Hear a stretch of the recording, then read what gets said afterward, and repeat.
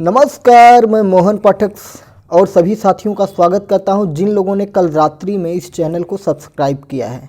तो चलिए, आप अपनी सुविधा के अनुसार वीडियो देख सकते हैं, जहां पर करीब 100 के करीब वीडियो हो गए हैं।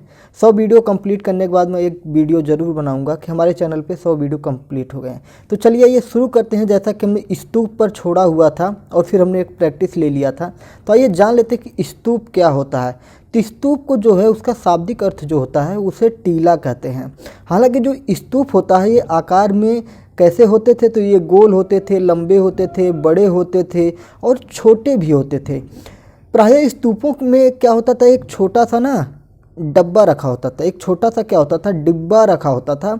अब ये डिब्बे का काम क्या था आप जानते हैं उसके बाद, जिसमें क्या होता था, बुद्ध या उनके अनुयायियों के क्या होते थे, शरीर के अवशेष रखे जाते थे, जैसे दांत, हड्डी, राख या कोई ऐसी वस्तु जो कीमती पत्थर या सिक्के के होते थे, जिनका प्रयोग कभी बुद्ध या उनके अनुयायी अपने कार्यों के लिए किया करते थे।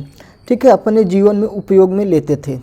तो ये हो गया आपका टीला हो गया। अगर बात करें तो प्रारंभिक जो स्तूप था, स्तूप मतलब टीला, जो प्रारंभिक स्तूप था ये कच्चे टीले के रूप में धातु मंजूषा के मतलब ऊपर क्या होता था, मिट्टी द्वारा बनाए जाते थे, लेकिन बाद में इनको ईंटें पत्थर से ढककर और गुंबजनुमा बनाया जाने लगा। ठीक है, गुंबजनुमा बनाया जाने लगा। और इसके बारे में बात करें तो जिसमें रेलिंग जो होती थी, इसको समझ लीजिए, जो रेलिंग होती थी इसे वेदिका के नाम से जाना जाता था। ठीक है, रेलिंग जो होता है जिसके द्वारा घेर दिया जाता था उसे वेदिका के नाम से जाना जाता था। और प्रवेश द्वार जो होता था उसे तोरण कहा जाता। प्रवेश द्वार जो होता था उसे तोरण कहा जाता, उसे तोरण कहा जाता था। ठीक है, रेलिंग और तोरण जो होते थे प्रायः मूर्तिकला की सुंदर कलाकृतियों से सजाए जाते थे। चलिए, ये क्वेश्चन मैंने आपको बताया था, फिर भी एक बार और बता देता हूँ क्योंकि ये बहुत ही महत्वपूर्ण क्वेश्चन है कि नालंदा विश्वविद्यालय की स्थापना किसने की थी। तो नालंदा विश्वविद्यालय की स्थापना किसने की थी, ये जो क्वेश्चन है मैंने पहले बताया था आपको, फिर से रिकॉल करा दे रहा हूँ क्योंकि ये महत्वपूर्ण क्वेश्चन होता है। कुमार गुप्त ने, ठीक है, कुमार गुप्त ने इसकी स्थापना करवाई थी। अगर हम बुद्ध के जीवन की कुछ घटनाएं जान लीजिए कि ठीक है, निष्क्रमण हो गया, महाभिनिष्क्रमण हो गया। इसमें क्या होता था, जब वो घर को त्यागते हैं, गृह त्याग इसे कहते हैं। ठीक है, गृह त्याग हो गया, महाभिनिष्क्रमण गृह त्याग हो गया। फिर जो होता था दूसरा जो होता था संबोधि हो जाता था,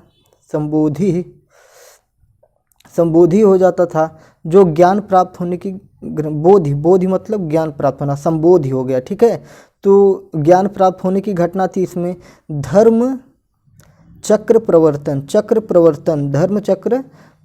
जो होता था, ये क्या होता था, उपदेश जो देते थे, प्रथम उपदेश जो उन्होंने दिया था वो धर्म चक्र प्रवर्तन की घटना थी। ठीक है, प्रथम उपदेश देने की घटना क्या कहलाती है, धर्म चक्र प्रवर्तन कहलाती है। चलिए, और फिर हम अगला देख लेते हैं। एक और इसमें आ जाएगा, आई थिंक हो गया आपका महाभिनिष्क्रमण हो गया, संबोधि हो गया, धर्म चक्र प्रवर्तन हो गया, और आपका आखिरी हो गया महापरिनिर्वाण। ठीक है, महापरिनिर्वाण हो गया। महापरिनिर्वाण में क्या होता है साथियों कि गौतम बुद्ध की जो मृत्यु की घटना है, महात्मा बुद्ध जो बौद्ध धर्म के संस्थापक हैं, उनके जो मृत्यु की घटना है वो आपका